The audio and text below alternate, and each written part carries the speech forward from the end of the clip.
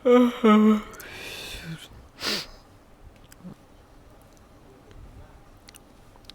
Market দেখা যাক, OTC market এখনো রিয়েল মার্কেট ওপেন হয় নাই। দি কি করা যায়, কি করা যায়, কি করা যায়। এখানে মার্কেটের একটু রেজিস্ট্যান্স প্লাস সাপোর্ট দুইটাই আছে এখানে। নেট সমস্যা রে। দেখা যাক, দুইটা নিয়ে নিচ্ছি। $100 করে চলতেছে দুইটা। মার্কেট এখান থেকে ডাউন আসার পসিবিলিটি 110%। 100% বলাটা বোকামি। উপরে একটা লেভেল আছে, তো লেভেলের নিচে ক্লোজিং দেওয়ার সম্ভাবনা বেশি। আরে নেট রে।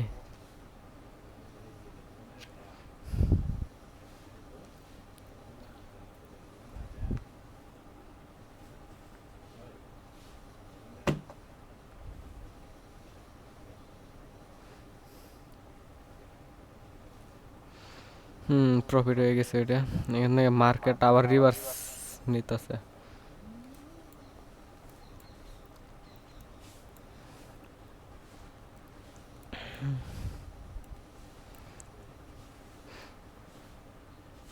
মার্কেট যদি এই লেভেলটার নিচে ক্লোজিং দেয় কিংবা এই লেভেলটার উপরে যদি করে রিটেস্ট দেয়, তাহলে এই লেভেলটার নিচে ক্লোজিং দিলে ডাউনে ট্রেড হবে। আবার এই লেভেলটাকে টাচ করে আবার যদি উইক দিয়ে উপরে যায়, তাহলে আবার আপে ট্রেড নেওয়া যেতে পারে। দেখা যাক মার্কেট কি করে।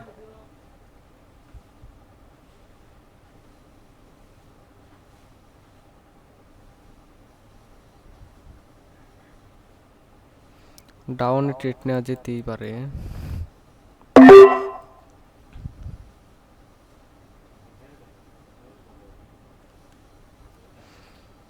এটা ডাউনে আসার পসিবিলিটি অনেক বেশি। এখানে মার্কেটের একটা সাপোর্ট আছে, ওটা রিটেস্ট করবে। রিটেস্ট করার পরে এখান থেকে মার্কেটে যারা যারা আর কি করছে, মার্কেট ট্রাপ করার চেষ্টা করতেছে, এখান থেকে সবাই আপে ট্রেড নিতেছে।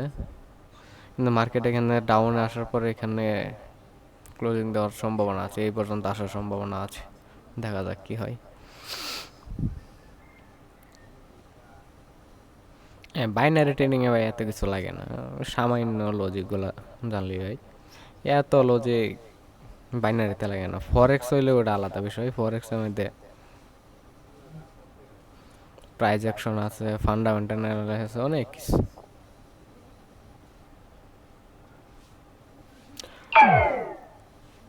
এমটিজি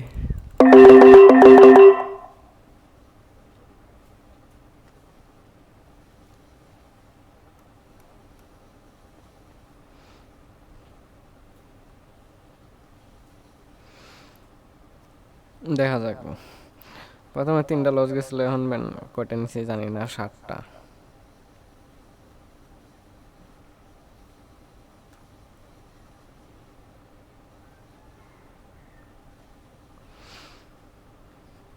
এইটা প্রফিট আসবেই স্বাভাবিক। উপরে রাউন্ড নাম্বার আছে, রাউন্ড নাম্বার থেকে এই 2টা ক্যান্ডেল রিভার্স নিছে। উইক দেখলে বুঝতে পারেন আরো আমার ট্রেড পড়ছে এখানে।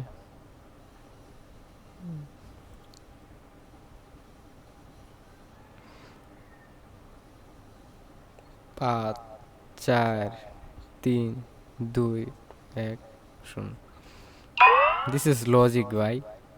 বাইনারিতে এত লজিক লাগে না। ফরেক্স হলে ওটা আলাদা বিষয়।